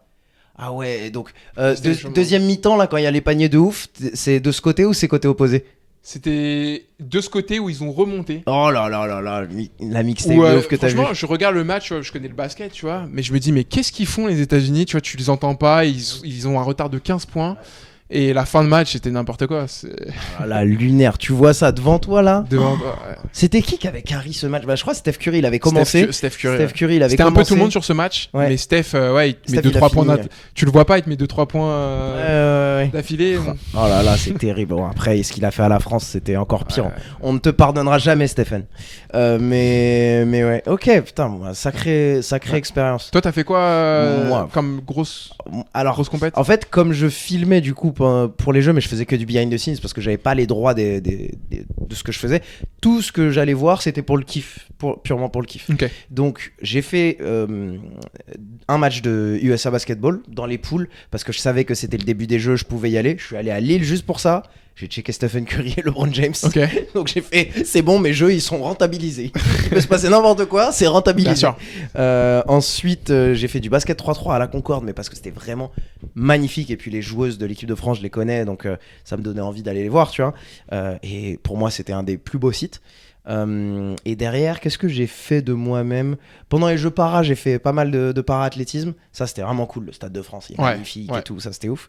Pendant les Jeux, sinon, non, j'ai pas fait tant de choses pendant T'es les allé Jeux. sur le volleyball, tu sais, de. Oui, ça, c'était Avec un de mes jeux, de mes jours off. Ça, on en a parlé, hein. Ouais, un de mes jours off pendant les Jeux. J'ai pris ma petite accréditation, mon petit vélo, j'y suis allé. Incroyable. Bien sûr. D'ailleurs, j'ai vécu un truc. Je me suis mis côté média et il y avait un peintre hyper talentueux, je pourrais vous ressortir la vidéo, un peintre qui peignait ce qui se passait, tu vois. Il Ok. y en a un à Roland Garros qui fait tout le temps ça chaque année, Ouais. un vieux. Mais là, c'était un British qui était venu, il te faisait la plus belle peinture du stade avec la tour Eiffel derrière. Moi, Ok, je me d'accord. dis, moi j'arrive, j'ai ma caméra quand même si c'est un jour off. Je me dis, j'ai la meilleure vidéo de ma vie, je vais voir le mec, il me dit, non, je parle pas. Genre ça, c'est mon regret des jeux. Il m'a dit, non, je parle pas, je fais pas de médias. Ok. J'ai été booké pour ça, je ferai pas de médias. Je fais, mais frérot, tu sais que tu vas avoir une vidéo qui est vue dans le monde Ouais. entier, sur ton truc, tu vois, je peux mettre en avant ton... Non, je parle pas. Je fais, d'accord. Je peux prendre une photo? Oui, si tu ne me parles pas. Ok, j'ai pris une Ok. story. Mais la story, mais c'est ma story qui a le mieux marché de ma life, je crois. Genre tout le monde était en mode, waouh, incroyable, c'est qui ce mec? N'a pas pu Ok. parler. Mais non, j'ai vu pas mal de trucs qui étaient bien cool. Nos jeux étaient incroyables. J'étais bien content de les vivre, tu vois. Ça s'est bien passé. C'est vraiment un bucket list, c'est checké. Ouais. Et ouais. Et du coup, je veux savoir ta relation avec les US un petit peu. Du coup, quand il se passe du tennis aux US, toi, t'essayes un peu de faire une pierre deux coups, c'est ça? Tu Ouais. te dis dans l'année, des tournois qui sont à peu près à mon niveau, tu vas essayer d'aller charbonner ça.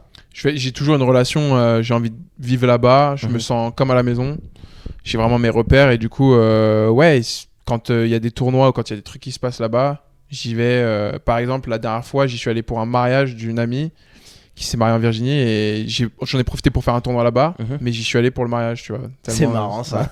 Ouais. Il arrive, il a son costard dans une valise, le matos de tennis Alors, dans l'autre. Alors, même pas. J'ai tout pris là-bas. Ah, le costard Ouais. et le matos. il a pas payé la valise soute. C'est ça. C'est ça. Il a pas voulu payer la soute. Ah, trop marrant. Ok. Ouais. C'est où le stade le plus stylé où t'as fait du tennis? Aux States, la plus grosse structure.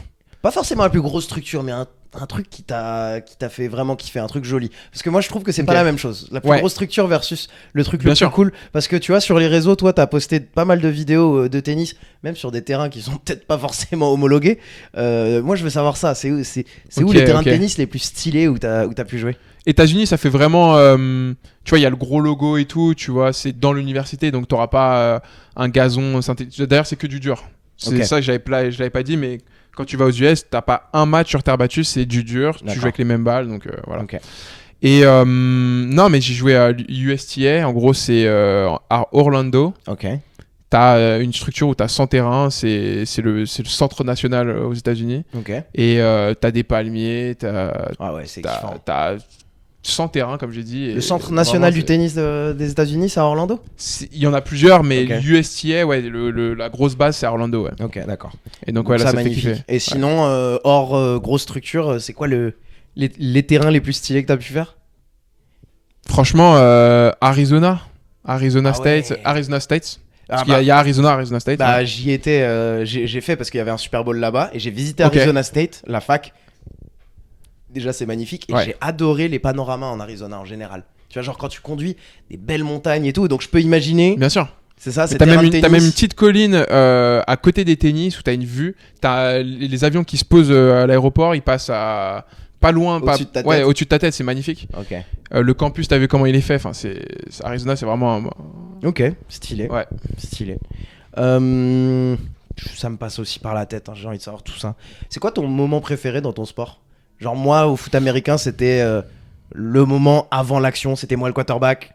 Donc genre, c'est le moment où tout le monde est fixe et c'est à mon go que ça part. Tu vois. Ça me fout les chocottes. Ok. Toi, c'est quoi dans ton sport, le truc qui te fout les chocottes? Quand tu fais un beau point. Ouais. Quand tu fais un beau point et que t'es content de toi et que t'as même le public qui te regarde. T'en as fait un C'est aujourd'hui. ça, Alors, il fait un peu la tête parce qu'il a pas gagné. Ouais, mais ouais. tu sais très bien duquel je parle. Bien sûr. T'as fait un échange de 15 allers-retours avec le gars. Ouais, Et il t'en a mis une très difficile. c'est ça. Une amortie.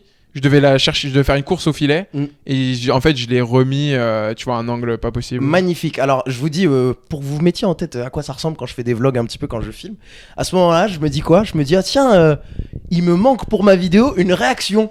Je tourne la cam, tu fais ta meilleure action, donc je la filme pas du coup. Ah, Donc ok. bon, ma réaction elle tue par J'allais te contre. demander, est-ce que t'as filmé? Non, jamais. Exactement. ok. Sa meilleure action, je l'ai pas. Moi, je suis spécialiste de ça. Si vous voulez me booker pour filmer vos matchs, n'espérez pas que j'ai les meilleures actions. Non, mais Vraiment. après, voilà, au tennis, je dis pas que c'est ennuyant, mais sur un match de 2 heures, tu vas avoir quelques actions. Bah, c'est dur. Soit il faut tout filmer, En fait, soit... moi, dans mon métier, tu vois, soit je suis booké pour vraiment filmer l'action de A à Z, soit je suis booké pour filmer un beau vlog, un vlog cool. Et là, à ce Bien sûr. moment-là, il me faut ma réaction, il me faut un peu de tout, et donc je filme pas toutes les actions. Ok. Tu vois. Et donc là, à ce moment-là, j'ai bien filmé ma réaction. J'aurais pu la faker en plus, tu vois, j'aurais pu filmer toi et ensuite faker. Non, je l'ai pas faké. Ta meilleure action, mais par contre, ça va faire une sacrée réaction. Je lis le chat vite fait. Est-ce que tu regardes beaucoup de tennis, on te demande? Ouais. Et du coup, Je suis pas parmi sûr- les pros, parmi les grands noms, ton tennis il ressemble à qui? Ça change. Hein. Ton tennis change ou le leur ou... Franchement, par rapport au pro, je dirais Tsonga. Ah, délire. On m'a souvent dit tu joues comme lui ou tu dois t'orienter comme lui. Et parce que moi je connais même pas ce que ça veut Parce dire. que je suis black. Voilà, parce que c'est des gros racistes. Non, parce que la puissance, Mhm. tu vois, le physique pur. Mhm. Tsonga, il a aussi on jeu peut dire physique. qu'il c'est pas un tennisman, tu vois, il peut Mhm. avoir un physique. Il est grand, il sert bien, Mhm. il est puissant, il a du physique. Mon fils aussi un petit peu, mais mon fils se correspond moins au niveau Mhm. du jeu. Mais j'adore, tu vois, l'esthétique et c'est un showman. Mais ouais, on va dire Tsonga. Après, est-ce que je regarde beaucoup de tennis? Je regarde beaucoup de tennis, je suis un passionné. Ouais. Je peux regarder à la télé, même quand ils débriefent après les matchs. Ouais.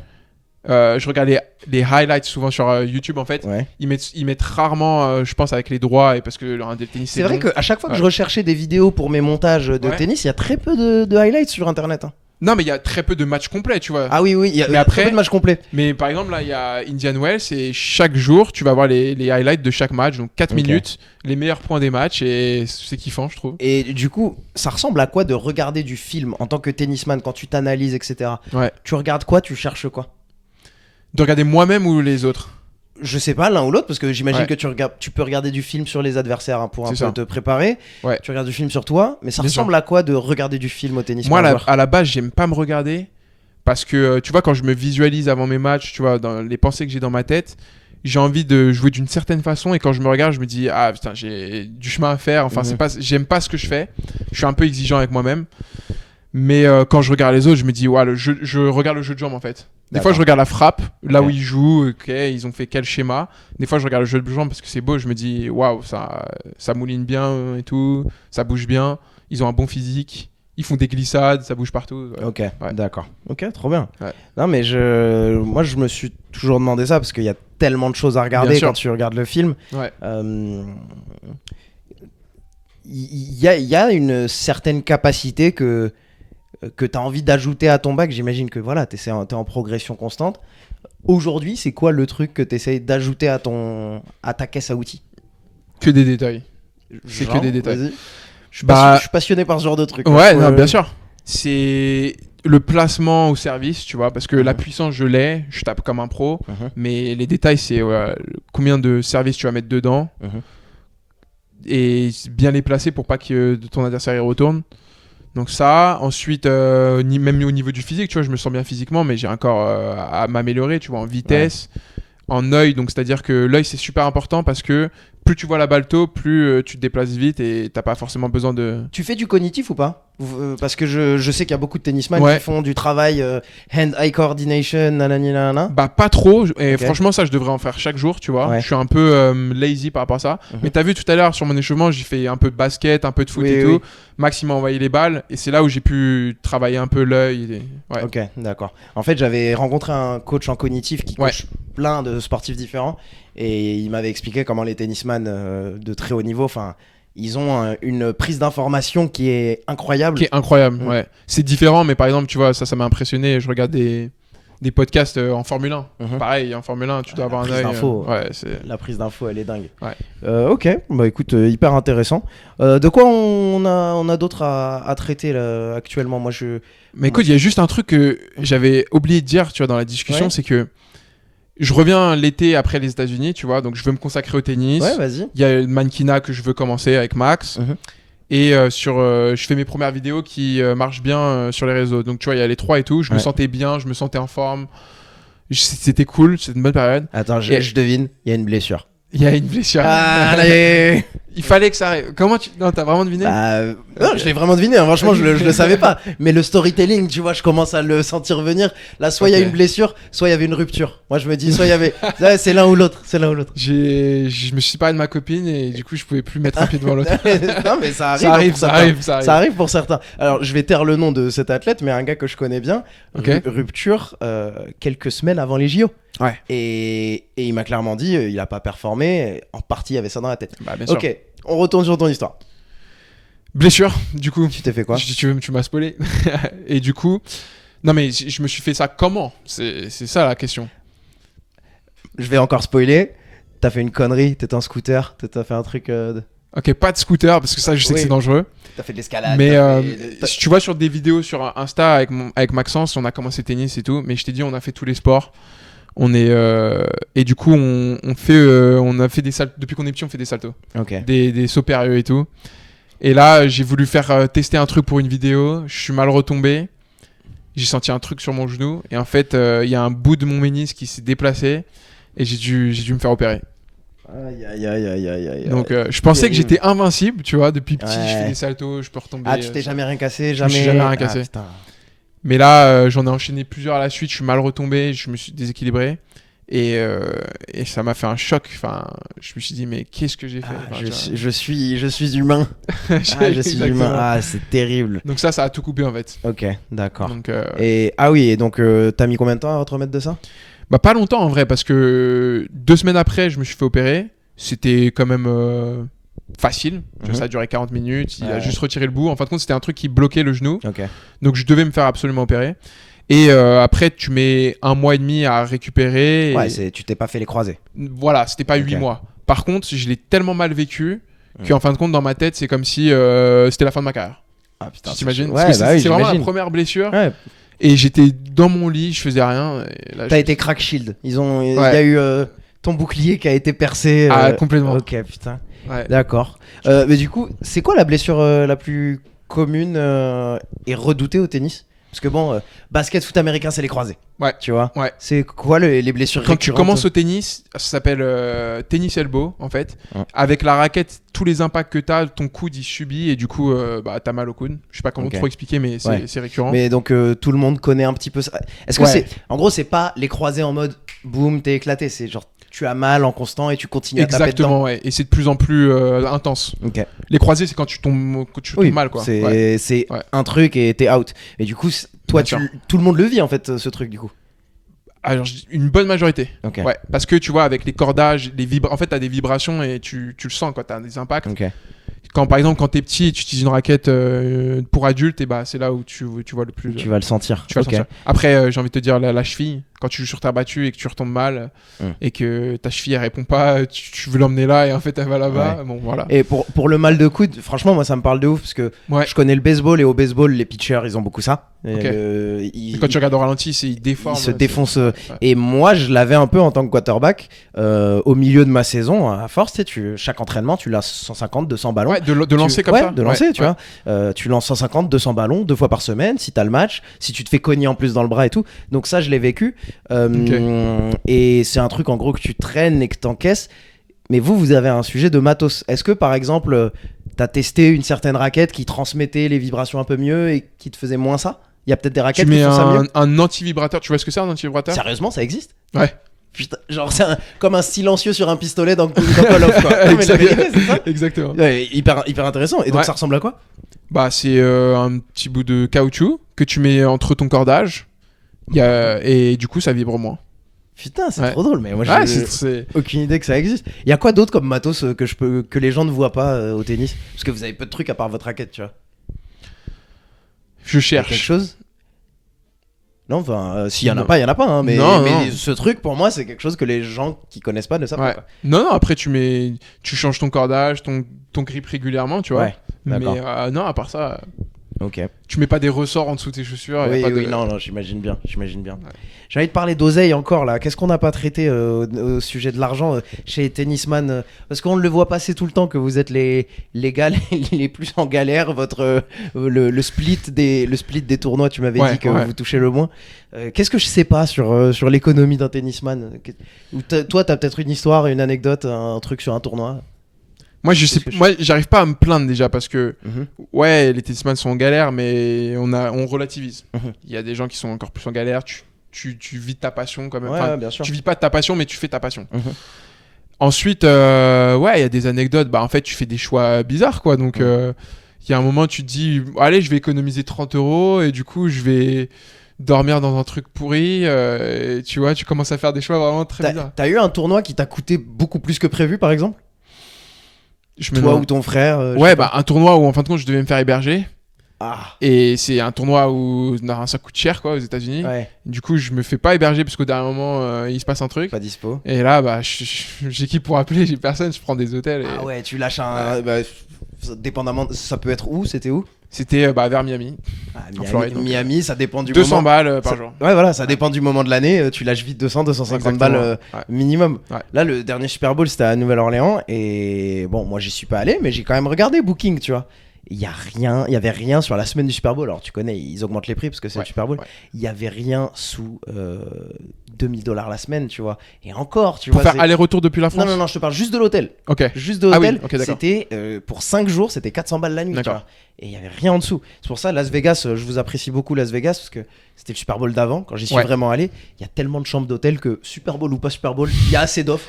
Et c'est bon. C'est la même chose. Non, on a payé à deux avec Léo 1700 balles pour 10 jours d'hôtel. Ah, c'est non, et 1700 c'était correct. Et c'était correct. Non, Ok. 1700 balles pour 10 jours divisé par 2.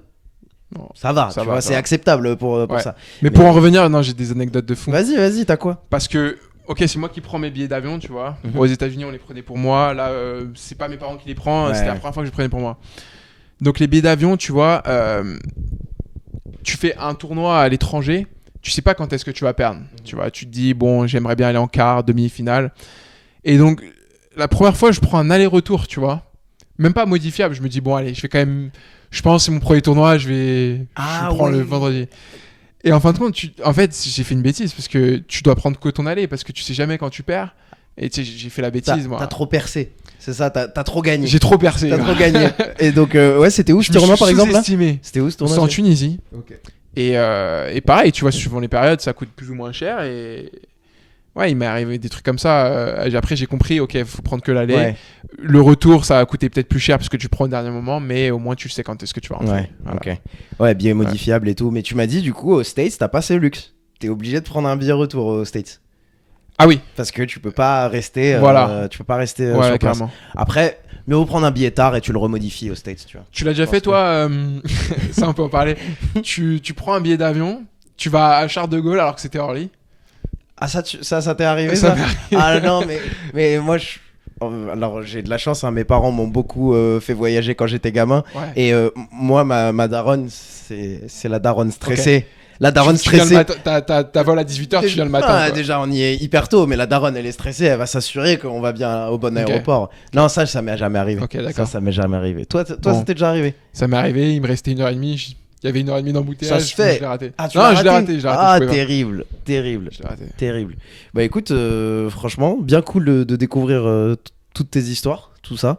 Ça ferait plaisir de refaire ça, peut-être, je sais pas, aux States, quelque part, Ouais, te carrément. suivre. Dans un autre endroit. Exactement. Ouais. Après, mon appart il est bien, hein, commence pas à dire. C'est le mec qui met une pression qui dit bon, c'est quand même pas bien chez moi.